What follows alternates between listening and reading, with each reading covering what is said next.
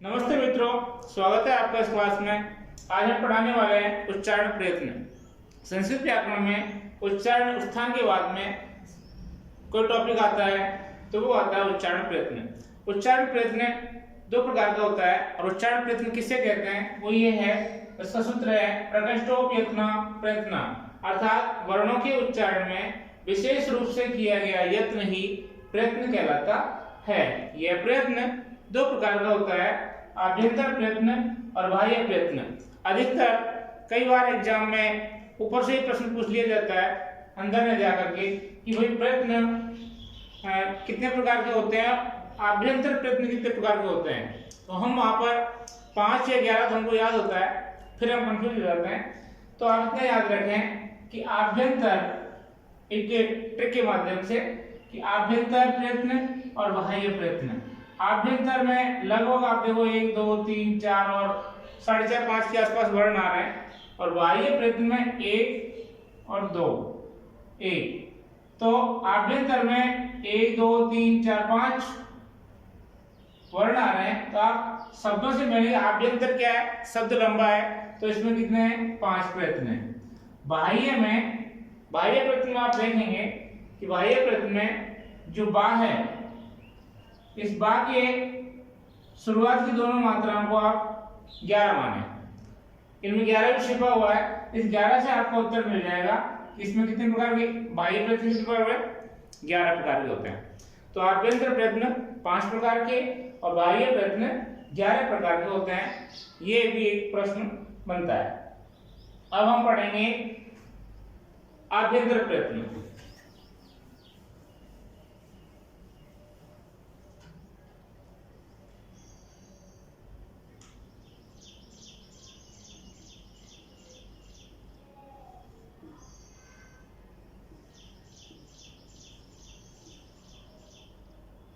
आभ्यंतर प्रयत्न जो कि 5 प्रकार के होते हैं।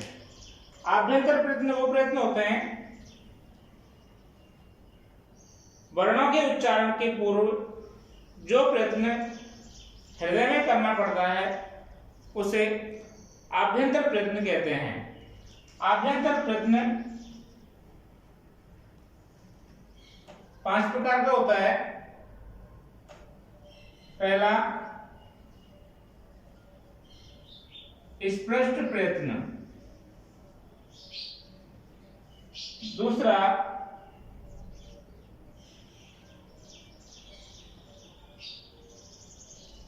ईषद स्पष्ट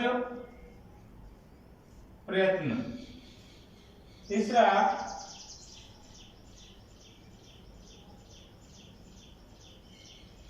ईषद विवृत प्रयत्न, चौथा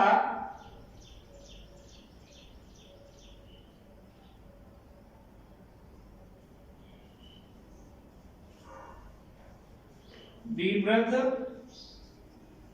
प्रयत्न और पांचवा समृद्ध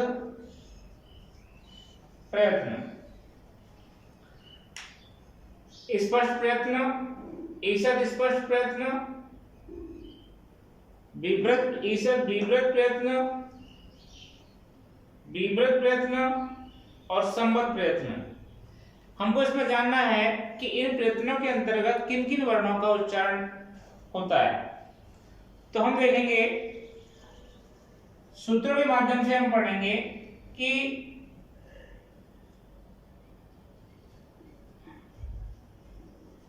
स्पष्ट प्रयत्न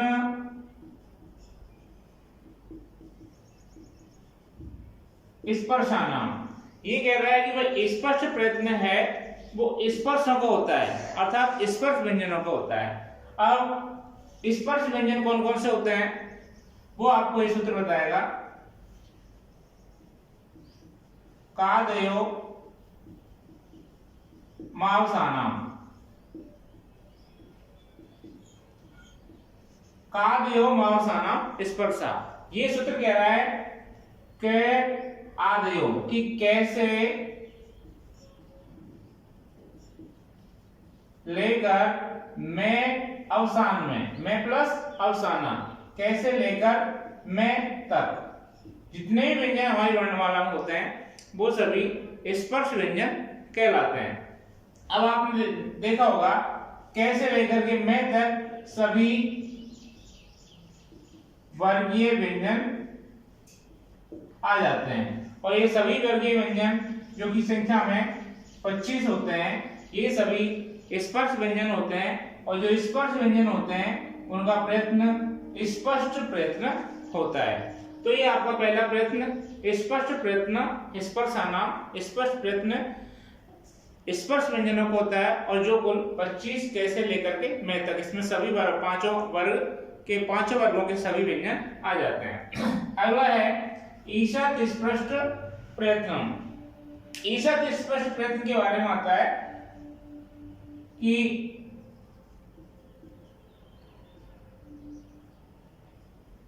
ईशत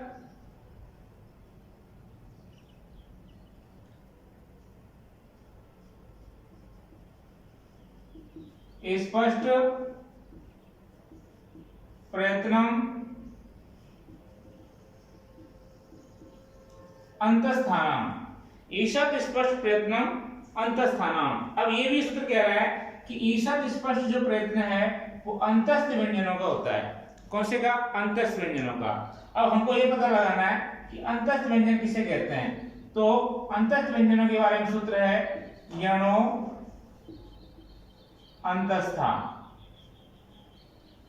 कि यण प्रत्याहार के जो वर्ण है वो सभी अंतस्थ व्यंजन कहलाते हैं। यण प्रत्याहार अर्थात ह, य, व, र, ट, ल, ण। अब हम इसका प्रत्याहार बनाएंगे ये से लेकर के ये, वे, रे, टे अलंत है और ले। तो ये, वे, रे, ले, ये जो व्यंजन है ये अंतस्थ व्यंजन है, और इनका प्रयत्न होता है ईशत स्पष्ट प्रयत्न। ईशत का तात्पर्य होता है ईशत अर्थात थोड़ा, जो उन उच्चारण स्थानों में थोड़ा स्पर्श करता है उन्हें बोलते हैं स्पष्ट प्रयत्न। अगला है ईशत विव्रत प्रयत्न। ईशत विव्रत प्रयत्न के बारे में कहते हैं, सूत्र है ईशत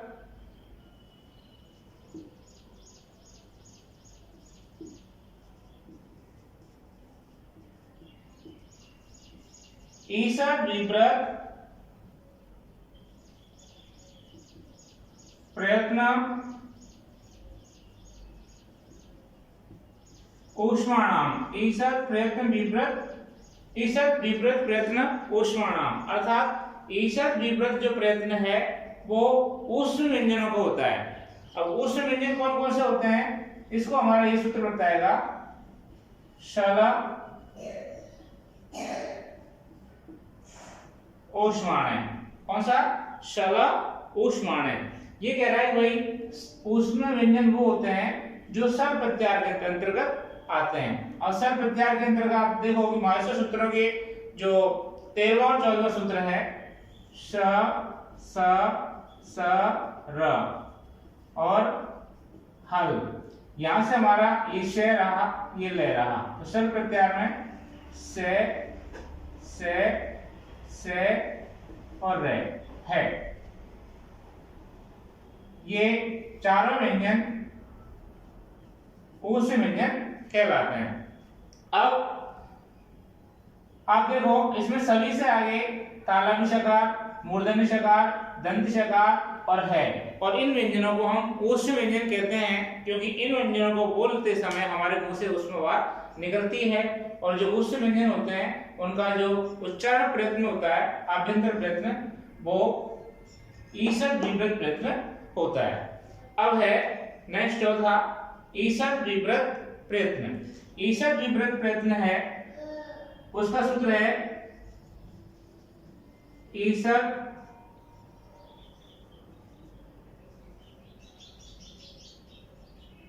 विव्रत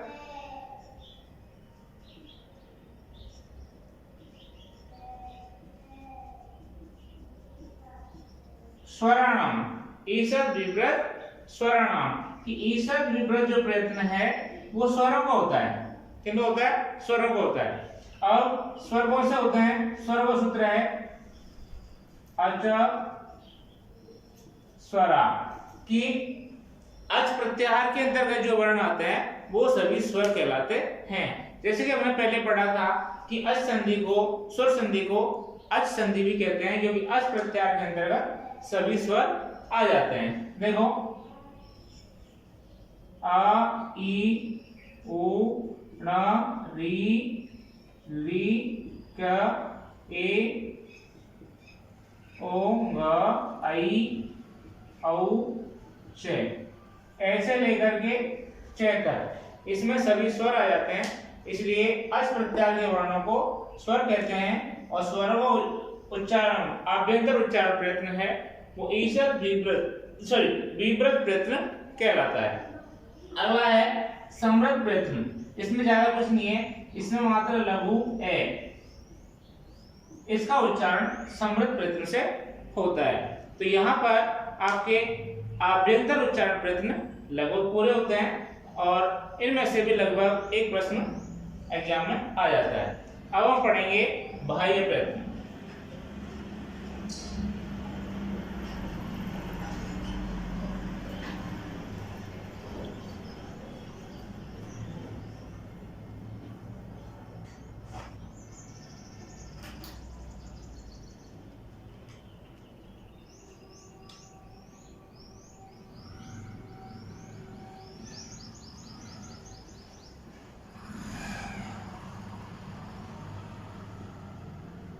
बाह्य प्रयत्न। बाह्य प्रयत्न कितने प्रकार होते हैं? 11 प्रकार के। अब इनको अलग अलग से रखने में बड़ी दिक्कत होती है हमको। इसका लगभग एक अच्छा सूत्र है, उसमें 8 प्रश्न आ जाते हैं।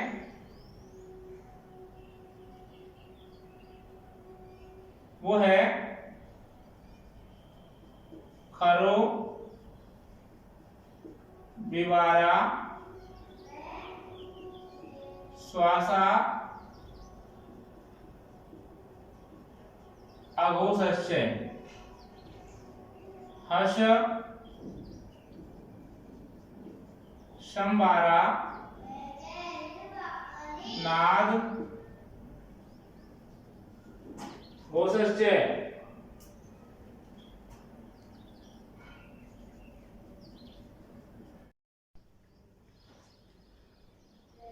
हाँ, इस सूत्र से हम देखेंगे कि इसमें 8 के लगभग जो प्रयत्न है वो आ चुके हैं। और इसमें आप देखो खरो, अब खर प्रत्याहार क्या होता है? खप छठे चट कप सर हर। तो आप इसमें देखेंगे वर्गों के प्रथम व द्वितीय वर्ण और से इन वर्गों का उच्चारण प्रयत्न विवार, श्वास और अघोष होता है। खरो, विवारा, श्वासा, अघोषश्च। अब हस, संबारा, नाद, घोषश्च। अब हस प्रत्याहार के अंतर्गत आता है हाय वर्ण से लेकर के जब वर्णदस्त तक जो सूत्र है। तो इसमें आप देखेंगे है, ये, वे, रे, ले।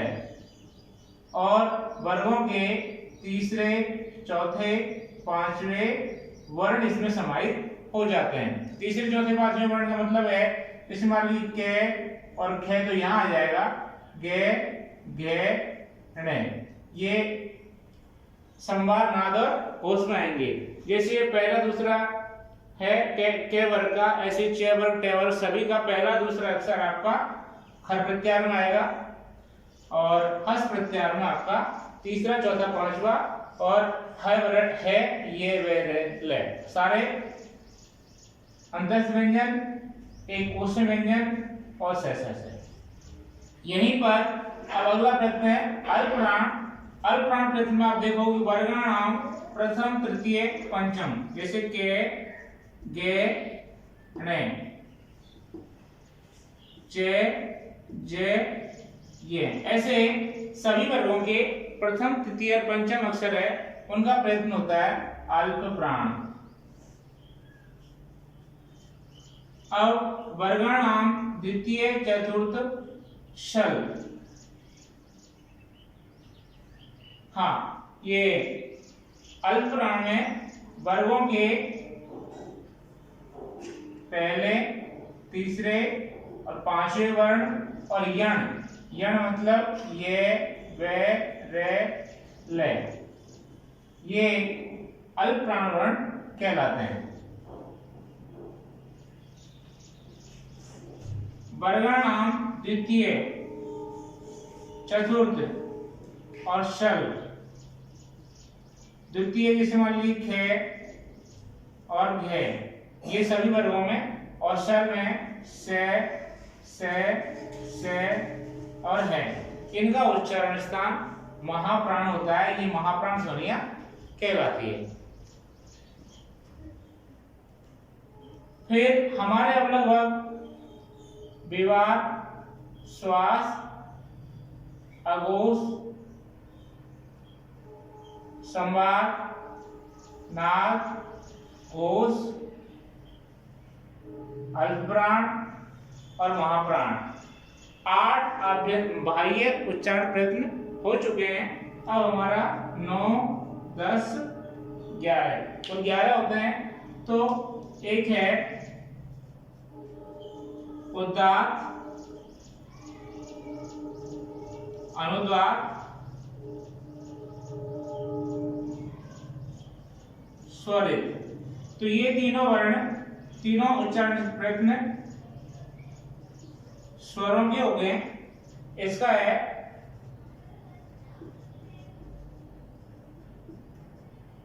उच्चैर उदात्त, निश्चय, अनुदात्त और समाहार स्वरित। अर्थात उच्चैर उदात्त का मतलब वर्णों का उच्चारण यदि आप उच्च स्वर में करेंगे तो वो उदात्त चला जाएगा। नीचे स्वर में मतलब धीमे उसको यदि आप बोलेंगे तो वो आपका अनुदात्त होगा। और यदि समाहार स्वरित, यदि मध्यम स्तर का बोलेंगे, ना ज्यादा ऊंचा ना ज्यादा नीचा, नीचे स्वर में, तो वो जो स्वर है वो सभी वो स्वरित कहलाता है। उदात्त, अनुदात्त और स्वरित। अब ध्यान रखिए, मान लीजिए ए है, इसको आप ज्यादा जोर से बोलोगे तो उदात्त, बिल्कुल धीरे बोलोगे तो अनुदात्त, और मध्यम स्तर का बोलोगे तो स्वरित, नीचे का बोलोगे तो अनुदात्त और मध्यम स्तर का बोलोगे तो स्वरित कहलाएगा। यहाँ पर आपके आभ्यंतर प्रयत्न और बाह्य प्रयत्न पूरे होते हैं। अब आपसे एग्जाम में प्रश्न पूछे, मान लीजिए कि भाई कै वर्ण का उच्चारण, बाह्य उच्चारण प्रयत्न कौन कौन से हैं? तो आप देखें कि वर्ग का पहला और दूसरा, तो इसमें कै का हो गया विवाद, श्वास और अघोष। इसके अलावा एक और होगा कि अल्पप्राण या महाप्राण में से, तो वर्ग का पहला अक्षर है के, तो अल्पप्राण, तो के वर्ग के उच्चारण स्थान में 4 प्रयत्न, 4 बाह्य प्रयत्न हुए। यही एग्जाम में पूछा जाता है, भाई के वर्ग या कोई सा भी एक अक्षर दे दिया जाएगा आपसे, उससे पूछा जाएगा कि इसका उच्चारण स्थान क्या है। जैसे है वर्ग, ध्यान रखना, है वर्ग में है वर्ण का उच्चारण बाह्य प्रयत्न कौन कौन से हैं? तो है यहाँ पे आ रहा है, तो आप देखें इसमें संवाद, नाद और घोष। फिर आपको यहां देखना पड़ेगा कि है वर्ण इन दोनों लाइनों में से अल्पप्राण में आ रहा है कि महाप्राण में आ रहा है। तो किस में आ रहा है? स्वर प्रत्याहार में आ रहा है। स्वर प्रत्याहार मतलब यहां, तो ये आएगा महाप्राण। तो है वर्ण का जो बाह्य प्रयत्न है वो संवाद, नाद, घोष और महाप्राण है। इस प्रकार से उदात्त, अनुदात्त, स्वरित, इसके ऊपर एक बात हो रही है कि हम ऋग्वेद में या वैदिक ऋचाओं में हम देखते हैं कई बार आपकी क्या नाम है खड़ी लाइन होती है, किसी वर्ण के भी अंदर नीचे की आड़ी लाइन होती है, कहीं पर कुछ नहीं होता है। तो ये जो खड़ी लाइन होती है वैदिक मंत्रों में ये स्वरित को इंगित करती है, और जो आड़ी लाइनें होती हैं ये आड़ी लाइनें अनुदात को इंगित करती है, और उदात के लिए कोई लाइन नहीं होती है। तो ये उदात अनुदात स्वरित की एक लाइनों को ध्यान रखना। कई बार आपसे पूछ रहे कि भाई ऋग्वेद की मंत्रों में जो नीचे की खड़ी लाइन, नीचे की आड़ी लाइन है, ये कौन से वायु प्रत्यय को इंगित करती है, उदात अनुदात स्वरित को, या फिर खड़ी लाइन है किसी वर्ण के ऊपर तो वो किसको इंगित करती है, तो उदात आड़ी लाइन अनुदात को और खड़ी लाइन स्वरित को इंगित करती है। धन्यवाद। से आपके आज के प्रयत्न उच्चारण प्रयत्न समाप्त होते हैं। धन्यवाद। यदि आप इस वीडियो को अभी देख रहे हैं तो इसको लाइक करें और सब्सक्राइब करना न भूलें। और ये जो क्लास है आपके लगभग माध्यमिक स्तरीय क्लासों के लिए तो है ही, और रीड के लिए बहुत महत्वपूर्ण होने वाली है। और रीड के सभी पूरा सिलेबस आपको इन वीडियो के माध्यम से, क्लास के माध्यम से करवाया जाएगा। इसलिए आप अभी से इस चैनल को सब्सक्राइब कर लें, जिससे कि हमारा नेक्स्ट वीडियो जब भी आए वो आपके पास पहुंच जाए। धन्यवाद।